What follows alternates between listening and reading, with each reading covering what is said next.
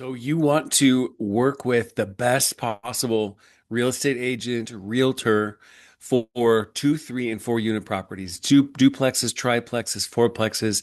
You're buying a property in that category, you're selling one, and you want to make sure you've got the best possible person. Well, I know I'm biased, and I would say that that might be me for you, but if it's not, and that's completely fine, we at least want to make sure that you get somebody who is going to have the level of specific expertise that you deserve in your buying or your selling process. So, in this video, I want to give you 5 questions that you should ask your potential real estate agent just to get a sense for if they have enough expertise in that inch wide and mile deep category of duplexes, triplexes, and fourplexes in Oregon. So let's get started. The first question I would recommend you ask is what percentage of the transactions that you're involved in, either as a buyer's agent or a seller's agent, involve properties with tenants, tenant occupied properties. Now, why is this an important question? Well, it's an important question because landlord tenant law is a huge part of buying a 2, 3, or 4 unit property in Oregon. Now, you could probably say it's a big part of buying it in any part of the country, but I'll tell you what, in Oregon, landlord tenant law is intense and there is a lot to know, a lot.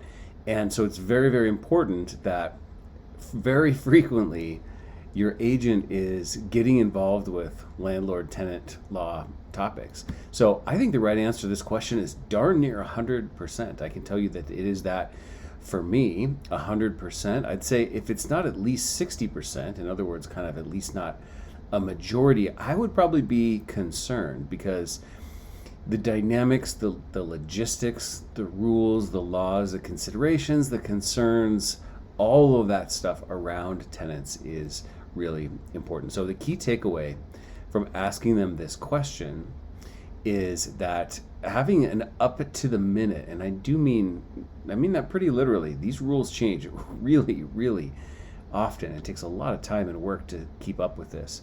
I have professional property manager on staff. We have communication channels open with landlord tenant specific attorneys to talk about these topics all the time. And so having up to the minute landlord tenant law knowledge is absolutely critical. Now, what you'll probably find in most cases is that the agent you're talking to probably has a small percentage of their deals involving tenant occupied properties. So what you might find is that they try to downplay the importance of this, but I would encourage you to insist that this is an important question. The second question is, what's a typical expense ratio on a 2 to 4 unit property? Now, this question is admittedly just a test. It's just a test to see if they understand the language of investment, if they understand the language of 2 to 4 plexes and multifamily properties. It doesn't even exactly matter what their answer is. It does to a certain degree. I would tell you that the right answer is in Oregon going to be right around 35%. If you are somehow generating a lot more income or keeping your expenses super low, or you have artificially low property taxes or something like that, you might get down as low as 30%. You might get as high as 45%. But I would say that this is an important question because what you're looking for here is the deer in the headlights look, which is probably what you're going to get in most cases.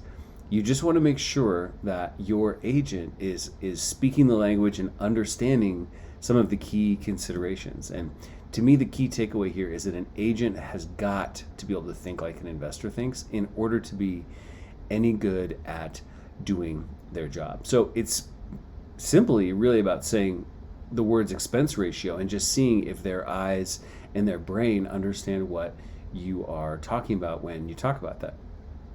So that you know, if you're not familiar already with the concept of expense ratio is the expenses for the property, that's taxes, insurance, any utilities, maintenance, taking out a little bit for vacancy, in many cases management.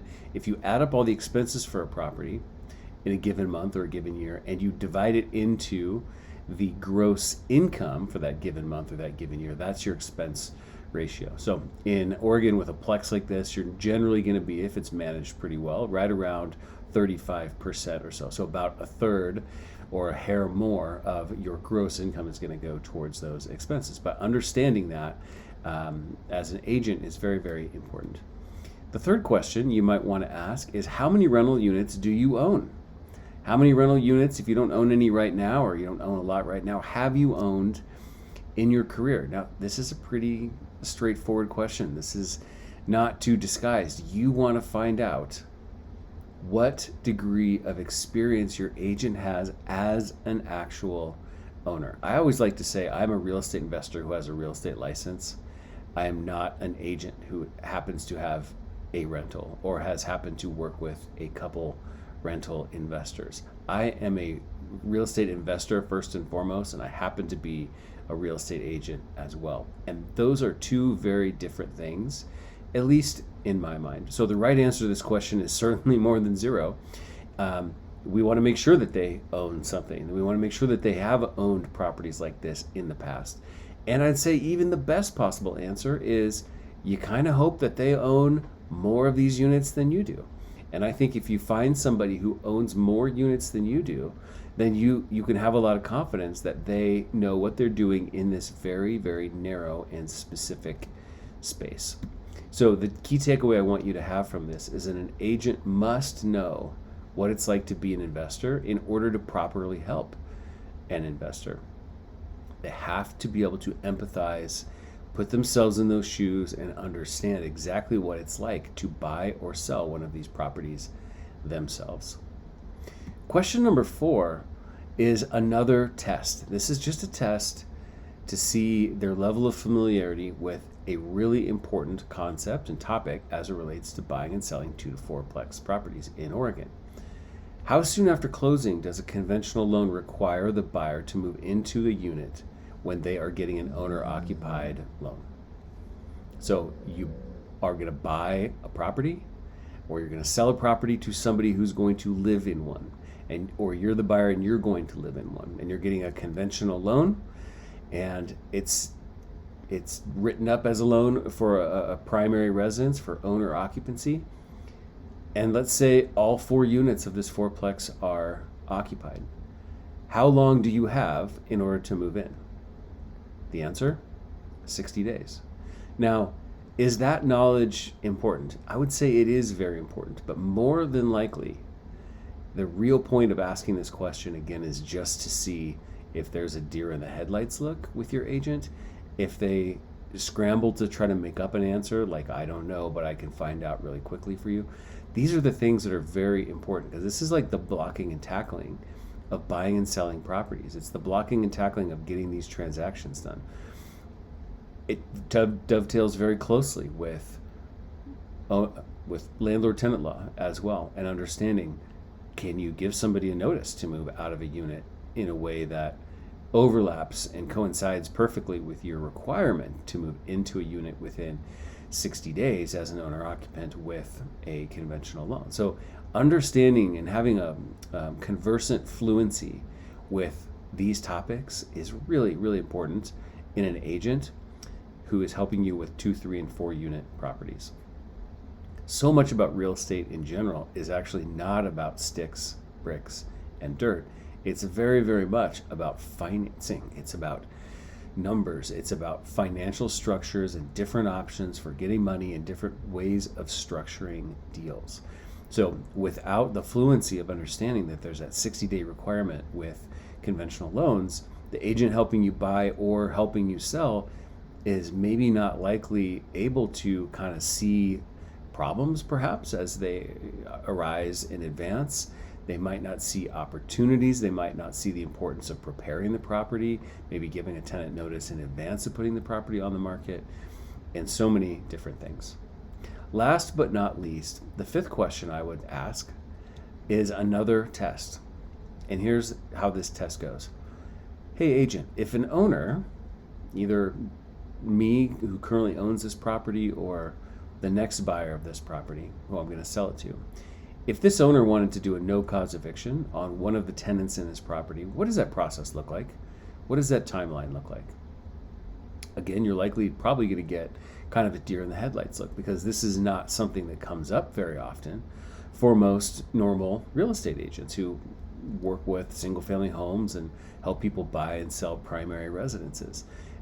Tenant occupied properties just doesn't come up. The nuances of the rules around tenant occupied properties just doesn't come up very often. They might even not even be sure exactly what a no cause eviction is. Well, when I say no cause eviction, what I mean is an ability for you to remove a tenant even though the tenant has not necessarily defaulted on their rental agreement. A for cause eviction would be they haven't paid, and the rules allow us to give them a notice for them to leave as a result of something like that. But this is about saying, I just need to get this tenant out of here because I'm going to do something different with the unit. Well, in Oregon, you can't just tell a tenant, hey, you're moving out. There's paperwork, there's forms, and there's lots of other things. So the right answer to this question is A, you need a qualifying reason, and there's only a small list of qualifying reasons. One qualifying reason, for example, this would be a great follow-up question if you wanted to ask your potential agent, give me an example of a qualifying reason. Well, a qualifying reason might be a new owner of the property is going to have either themselves or an immediate family member move into a particular unit. Another one is renovations are going to be done to a unit that would make the unit uninhabitable during that renovation period.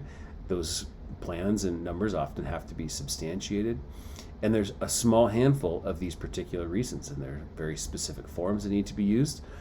This kind of notice needs to be delivered with 90 plus days for month-to-month tenants. It can't be delivered in the middle of a fixed term lease. And then you're going to have to pay relocation assistance, which means you're going to have to write the tenant a check to leave your property.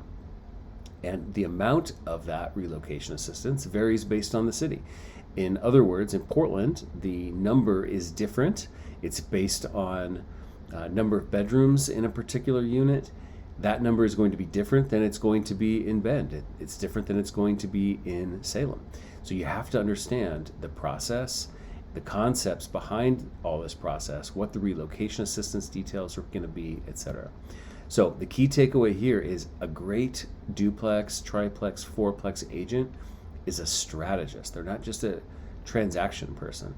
They're a strategist that helps you understand how to move the chess pieces around in your endeavor, in your pursuit of selling this property, your pursuit of buying a property, your pursuit of buying a property and building wealth in it and getting the income stream up as much as you can, or preparing a property for sale by getting the income stream up as much as possible, or anything like that. There's a lot to know as a 2 to 4plex agent.